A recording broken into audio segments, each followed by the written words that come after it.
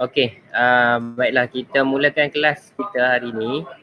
So untuk untuk tengah hari ni kita nak tengok tajuk pembungkusan. Pembungkusan ni dalam pendidikan seni pun kita ada belajar. Dalam RBT pun kita ada belajar. So di dalam tingkatan 5 subjek reka bentuk grafik digital, pembungkusan ni dia lebih kepada label di pembungkusan tu. Okay, kalau di dalam RBT kita belajar bagaimana pembungkusan tu dihasilkan, bagaimana cara pembungkusan tu dapat melindungi benda yang dibungkus tu. Maksudnya kalau nasi lemak, dia apa cara pembungkusan yang paling sesuai untuk membungkus nasi lemak. Kalau tradisional kita pakai daun pisang lah. Kalau moden kita pakai bekas plastik tu. Bekas plastik. Yalah bekas plastik. Alright, untuk RGD dia lebih kepada bagaimana untuk kita nak menghasilkan label ataupun kita nak membuat satu gambaran secara visual label pembungkusan tu supaya pengguna tahu itu adalah pembungkusan nasi lemak. Itu adalah pembungkusan makanan basah. Itu adalah pembungkusan makanan kering. Alright. So jadi kita tengok pengenalan dulu. Pembungkusan ni satu elemen penting bagi menjamin keselamatan produk. Itu dia punya kata kunci lah. Bagi menjamin keselamatan sesuatu produk.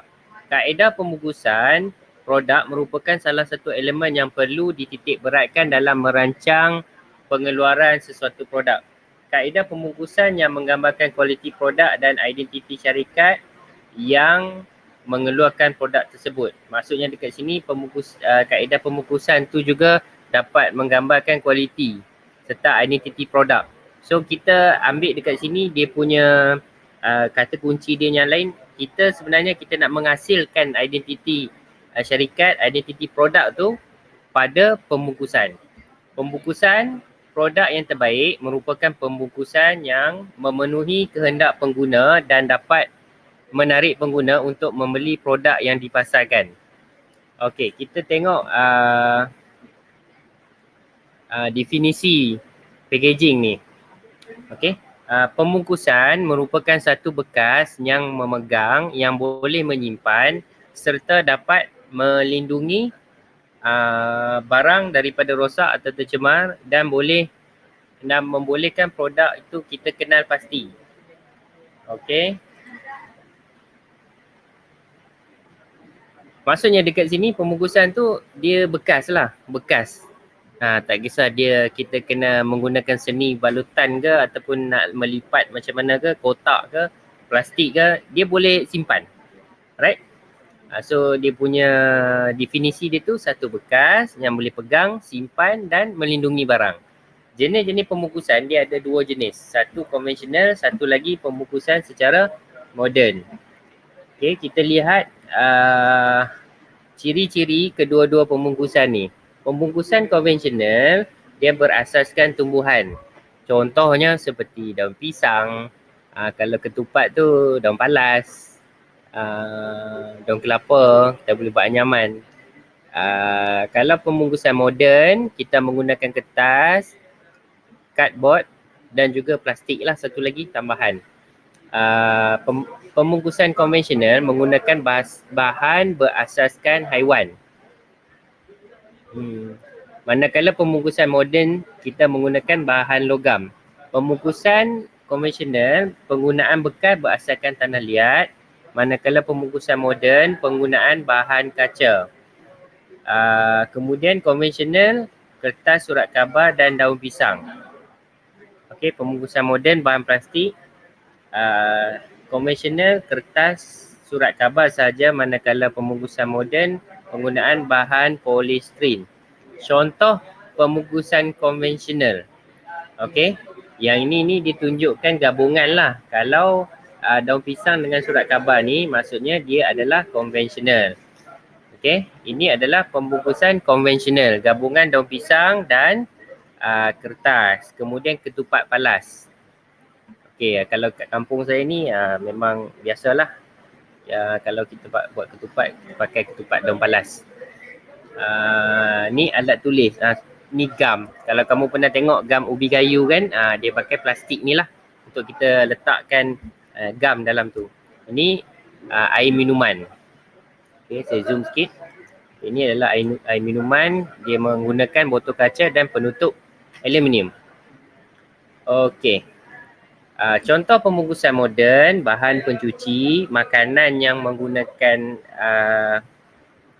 ada tape dekat atas tu, dia boleh wrap in, kemudian kita boleh buka balik.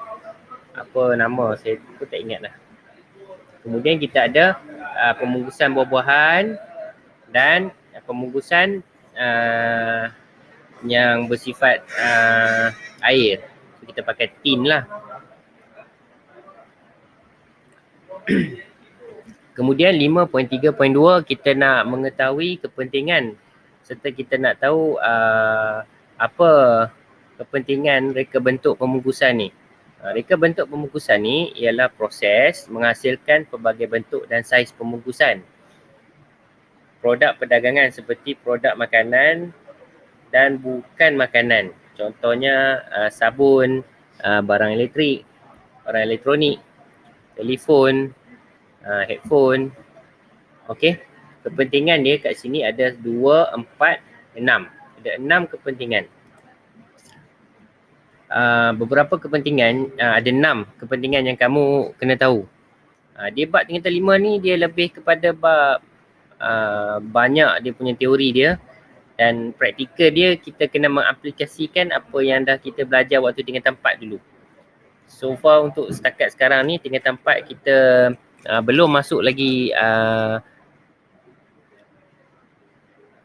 Illustrator lah, Illustrator ataupun freehand. So kita kamu naik saja sekolah nanti kita akan sambung yang tu lah. So kita akan cuba habiskan teori ni untuk tingkatan 5 seberapa cepatnya mungkin. Okay, kita nak tengok kepentingan reka bentuk pembungkusan. Ada 6. Yang pertama, pembungkusan ni dapat memelihara mutu dan fizikal produk. Kedua, untuk menyampaikan maklumat produk. Okey, pembungkusan tu dia dapat melindungi produk. Kalau telefon tu di sekeliling telefon tu dia akan balut dengan plastik dahulu, lepas tu dia letak span, kemudian baru dimasukkan di dalam kotak. Adapun setengah tu dia kotak di dalam kotak lah, telefon dia masukkan plastik, dia letak kotak, kemudian dia masuk dalam kotak yang kotak telefon tu. Kemudian pembungkusan ni tujuannya, reka bentuk pembungkusan ni tujuannya untuk menyampaikan maklumat produk. Seterusnya untuk mengawal keselamatan produk. Samalah macam nak memelihara mutu dan fizikal tu. Takut dia crack, pecah apa nanti. Seterusnya reka bentuk pembungkusan ni dapat meningkatkan jualan produk. Reka bentuk yang cantik dan menarik ni secara tak langsung menjadi satu main factor lah untuk produk tu dibeli oleh pengguna. Kadang-kala produk tu dia dah ada nama, contoh macam iPhone. So bila iPhone ni, yang penggemar iPhone tu dia akan sentiasa ikut dan beli. Kalau telefon yang baru-baru nak naik, so strategi dia kena guna macam ni lah. Packaging dia kena cantik. Lepas tu design packaging dia, warna yang diguna tu. Seterusnya, reka bentuk pembungkusan ni dapat menarik perhatian pengguna. Design kotak tu ataupun design packaging tu, mungkin packaging tu kebiasaannya di kotak biasa. Kita buat bentuk segitiga. Kotak kasut dia bentuk segi 4 tepat. Kita buat bentuk kasut kotak tu. Bentuk kasut, kemudian buka di atas. So secara tak langsung dia unik lah. Kemudian reka bentuk pembungkusan ni boleh menepati keperluan dan peraturan. Maksudnya reka bentuk pembungkusan ni dapat ikut spesifikasi yang sesuai. Dia tak longgar, dia tak terlalu merosakkan produk. Kita tengok lebih terperinci lagi. So kamu boleh tengok dekat sini bagaimana reka bentuk pembungkusan tu boleh memelihara mutu dan fizikal produk. Produk boleh bertahan lebih lama dalam keadaan yang baik. Ini kalau kamu biasa beli online, kamu beli cookies ke ataupun kamu beli makanan kering lah, yang kamu boleh goyang dalam botol tu, dalam bekas tu, dia tak secure lah sampai di Sarawak ni. Dari contoh kita post daripada KL sampai ke Sarawak jadi serbuk cookies ni.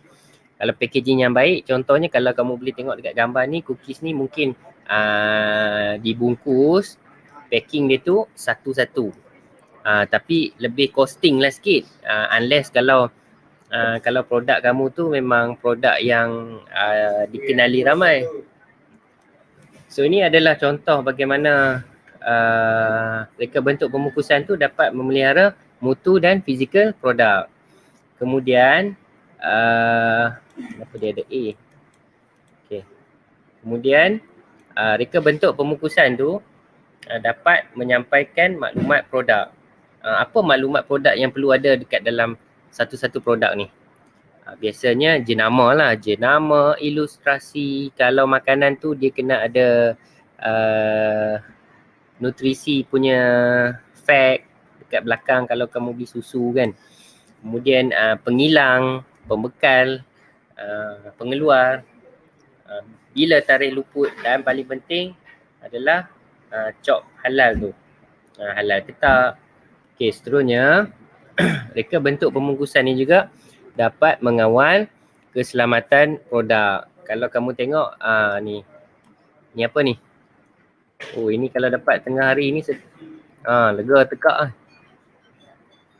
Milo Ais. Milo Ais ni kalau dulu kaedah konvensional, dia tak ada dulu lah, sekarang ni pun macam ni juga. Kaedah pembungkusan dia yang murah lah, pakai plastik, letak air sebanyak yang boleh dalam tu. Tapi dia punya kuantiti dia banyak lah, tapi dari segi keselamatan tak sesuai lah kalau kita nak minum di office ke ataupun di tempat meja ke apa, kita kena ada alas dia. Berbanding dengan Milo yang dalam tin ni lebih selamat lah. Tapi dia ada pro and con lah, konvensional dengan moden. Konvensional ni dia banyak, moden ni dia sikit lah. So costing dia tu habis dekat packaging dia. Okay, seterusnya C, meningkatkan jualan. Secara tak langsung ni, reka bentuk pembungkusan ni dapat menarik perhatian serta jualan produk. Okey, seterusnya kita nak tengok reka bentuk pembungkusan ni, apa yang saya cakap tadi tu, menepati keperluan dan peraturan. Setiap pembungkusan, untuk pembungkusan ni mesti ada keperluan jenis bahan produk. Setiap produk, terutamanya produk makanan, perlu dikotakkan, dibungkus, ditutup untuk melindungi makanan tersebut rosak ataupun kotor ataupun beracun.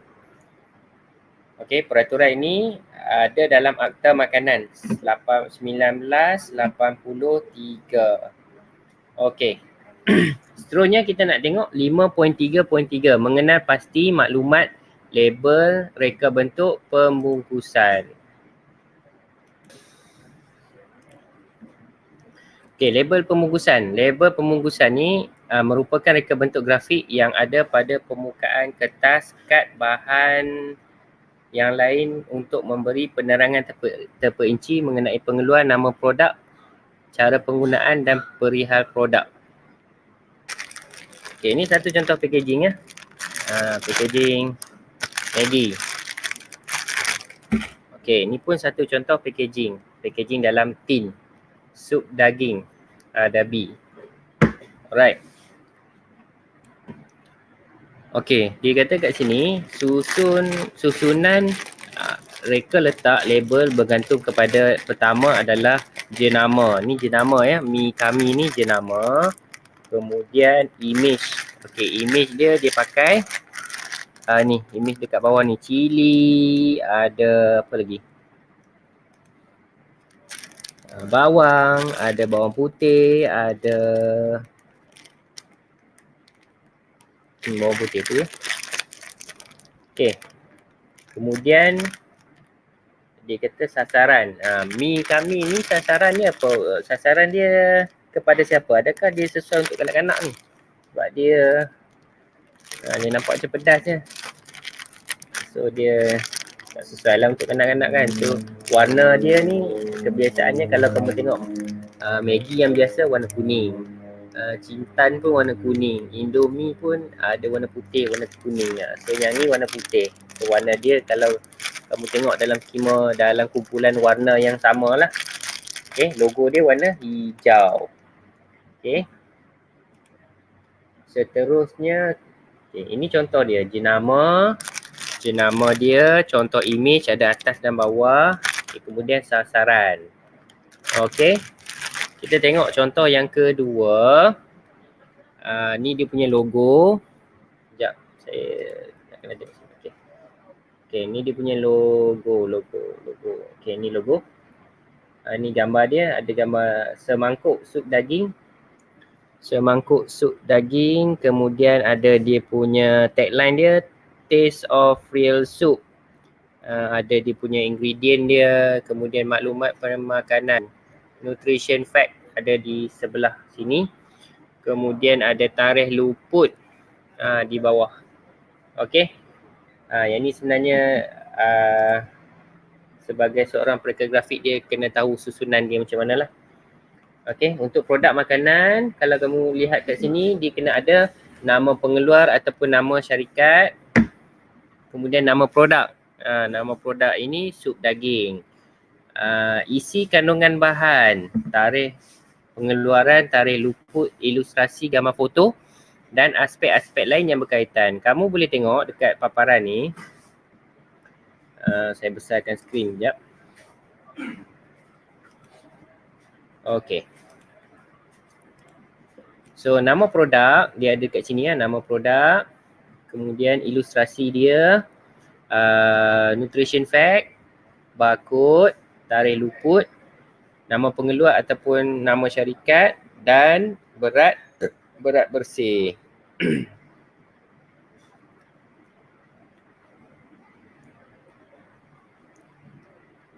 Okey, ini contoh pembungkusan hasil bukan makanan. Ni krim antiseptik. Krim sapu lah, krim sapu.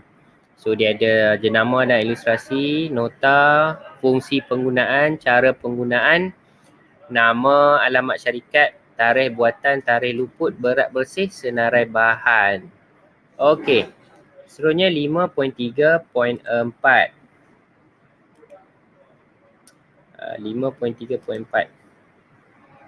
Menyesuaikan bahan pembungkusan berdasarkan jenis barangan. Bahan pembungkusan berdasarkan jenis barangan. Yang pertama, barangan lembut atau serbuk. So, bahan pembungkusan yang sesuai adalah logam dan plastik. Okay. Kamu boleh tengok kat sini ya. Kemudian yang kedua, barangan keras. Barangan keras adalah seperti peralatan elektrik, alat pertukangan, mesin dan lain-lain. Paling sesuai kertas, cardboard, polistrin, logam, tin dan aluminium. Seterusnya adalah barangan cecair dan krim. Contoh minuman, minyak, cecair, pencuci, ubat-ubatan. Paling sesuai kaca, plastik tiup yang ni lah, logam, kertas dan cardboard. Okey, untuk bab ini, untuk bab ini kamu ada kerja amali lah. So seperti biasa kerja amali kita untuk RGD ni, setiap kali kalau kamu ada rekaan grafik, kamu kena buat design, kamu mesti bermula daripada cari idea. Maksudnya kena ni lah, kamu kena sebelum nak buat design tu kena ada idea dulu. Idea tu kamu kena cari, lepas tu kena buat lakaran kecil. Thumbnail punya drawing buat dalam 6 ataupun 9 drawing, kemudian daripada 6 6 ataupun 9 tu pilih satu, besarkan dia untuk kamu jadikan lakaran kasar. Kemudian daripada lakaran kasar tu kamu detailkan dia untuk menjadi lakaran komprehensif. Sebenarnya untuk lakaran komprehensif ni dia boleh jadi kamu buat lakaran, kemudian daripada lakaran tu kamu transfer terus ke dalam komputer pun boleh. So kita panggil dia layout komprehensif. Susun atur secara terperinci. Okey. Itu sebenarnya kesinambungan lah, sambungan daripada lakaran ni. Tak semestinya kita lakar, kemudian kita nak buat pengubahsuaian, kita bermula daripada lakaran balik. So bila kita dah masuk dalam design, so mudah sikit untuk kita nak buat ubah suai dalam rekaan kita tu. Biasanya rekaan tu dia nak ubah layout lah, susun atur. Dalam tingkatan 4 kita ada belajar macam mana susun atur tu boleh jadi kemas, cantik dan sedap mata memandang lah, dengan kita mengaplikasikan elemen reka letak dan prinsip reka letak. Okey, ini adalah contoh lakaran kecil. Okey, lakaran kecil kita buat 6 contoh lakaran kecil. Jadi sebenarnya dalam pendidikan seni pun ada benda ni. Sebab tu waktu tingkatan 4 dulu saya ada cakap yang grafik untuk kali ni dia tak macam grafik dulu. Grafik yang kali ni dia lebih dia ada persamaan dengan pendidikan seni. Apa yang kita belajar dalam pendidikan seni tu ada masuk juga dalam grafik. So kamu tak boleh lari daripada drawing ni. So drawing ni tetap kena praktikkan. Tak pandai pun kita cubalah untuk melukis. So dia ada 6 lakaran kecil, kemudian daripada lakaran kecil tu kita ambil kepada lakaran label saja. So untuk bab ni kamu kena fokus kepada label. Label. Alright, kemudian daripada kecil tu kita buat lakaran kasar. Daripada lakaran kasar kita masukkan kepada lakaran komprehensif. Okey, ni untuk label donat lah, label donat yang kita akan buat, yang ada kat dalam modul ni. So lakaran komprehensif ni berwarna. Biasanya komprehensif ni berwarna, kita masukkan tone, jenis font, kemudian kita akan masukkan tipografi, tagline dia, tarikh luput, apa semua maklumat yang penting lah untuk label. So seterusnya dekat sini dia sampai lakaran komprehensif. Okay. So sepatutnya D dia rekaan grafik lah. D lebih kepada rekaan grafik. Kamu dah siap komprehensif, kamu akan buat rekaan grafik. Daripada rekaan grafik tu baru kita buat pengubahsuaian jika klien kita tu tidak berpuas hati dengan rekaan yang kita buat. Kalau kamu ada soalan, kamu boleh komen. Kalau audio tak jelas pun kamu boleh komen supaya saya tahu, saya boleh setting balik saya punya audio kat sini. Okey, seterusnya 5.3.6, menentukan ciri-ciri reka bentuk label pembungkusan yang baik. Reka bentuk label pembungkusan yang baik dia ada 2, 4, 6, 8. Senang nak buka, senang nak tutup, senang nak simpan, senang untuk kita nak periksa balik dan mudah dipegang. Boleh kita guna semula. Ni boleh guna semula tak? Bolehlah guna semula. Kamu dah buat apa ni? Buat bekas kamu bancuh warna, watercolor. Okey. Mudah dibuang. Yang ni boleh di recycle lah, boleh diguna semula. Okey. Alright, tu ciri-ciri dia lah. Ciri-ciri secara umum lah. Kemudian kita nak tengok ciri-ciri reka bentuk pembungkusan yang baik ialah dia ada nama, ni label.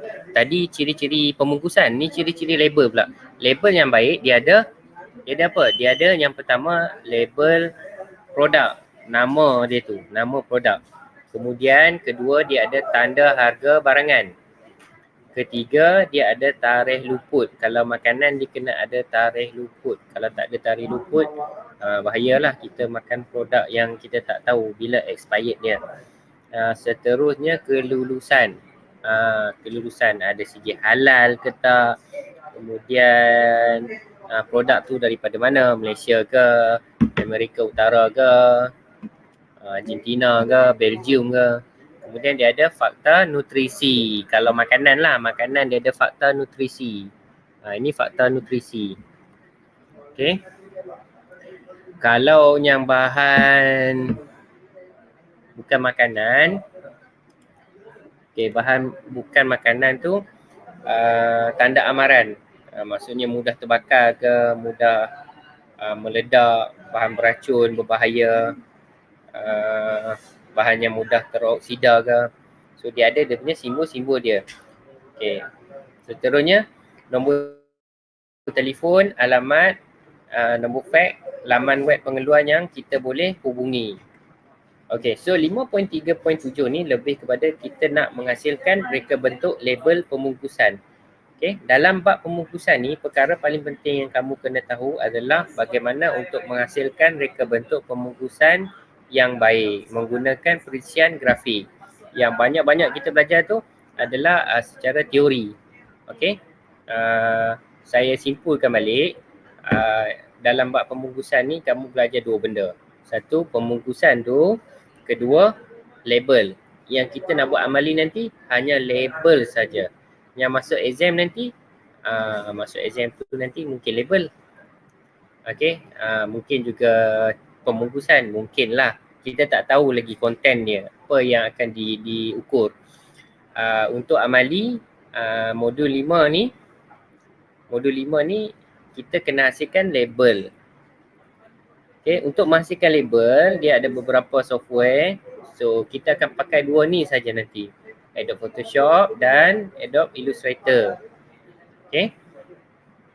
So, saya akan go through untuk cara nak menghasilkan label. So, nanti kita akan buat amali.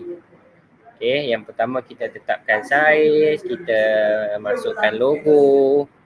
So, kita masukkan image, masukkan teks yang bersesuaian. Okey, kemudian kita buat penetapan. Penetapan ni sebenarnya penting sebab kita akan refer balik prinsip reka letak yang kita dah belajar dulu. Penggunaan ruang putih tu macam mana kita nak mengaplikasikan keseimbangan di antara image dan logo.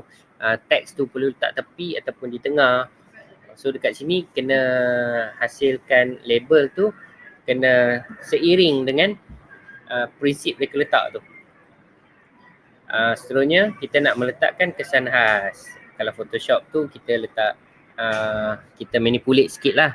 Manipulate dan kita letak drop shadow, letak stroke supaya dia lebih nampak menarik lah, menarik, kemudian dia timbul sikit. Okey, yang seterusnya simpan dan hasil akhir. Okay, ni hasil akhir dia. So tadi 5.3.7 kita hasilkan label pembungkusan. 5.3.8 kita nak menyediakan label pembungkusan tu. Maksudnya tadi kita dah design, kemudian kita nak print. So untuk fasa ni kita akan buat printing, beberapa jenis printing lah. Printing secara CMYK, printing secara monoton. Kemudian kita nak print dalam skala kelabu ni, kelabu hitam putih berwarna, hitam putih, kelabu berwarna, color black and white dengan monokrom. 3 jenis cetakan yang kita akan buat nanti. Okey, so kemudian saiz cetakan besar, kecil, kemudian kita crop 50% dan akhir sekali 10%. So yang terakhir, bagaimana label pembungkusan tu dia ada kat kotak tu. So hasil dia macam ni lah. Okey, dah habis untuk modul 5. Cepat kan kalau kelas online ni, cepat je. So sebelum kita tamat kelas kita, Okay, untuk soalan latihan, kamu boleh salin dekat sinilah. Soalan latihan kita ada 3 saja. So soalan yang pertama, nyatakan maksud pembungkusan. Pembungkusan ialah apa? Okay, soalan yang kedua, senaraikan jenis-jenis bahan pembungkusan. Apa bahan-bahan yang boleh dijadikan pembungkusan? Senaraikan 4.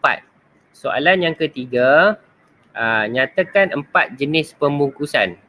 Nyatakan 4 jenis pembungkusan. Kita ada 2 jenis pembungkusan, pembungkusan moden dan pembungkusan konvensional. Kamu boleh gabungkan kedua-dua tu untuk kamu senaraikan 4 jenis pembungkusan. Okey, baik. Kalau tak ada, itu saja untuk kelas kita pada hari ini. Soalan tu sila jawab. Okey, itu saja untuk kelas hari ini. Terima kasih.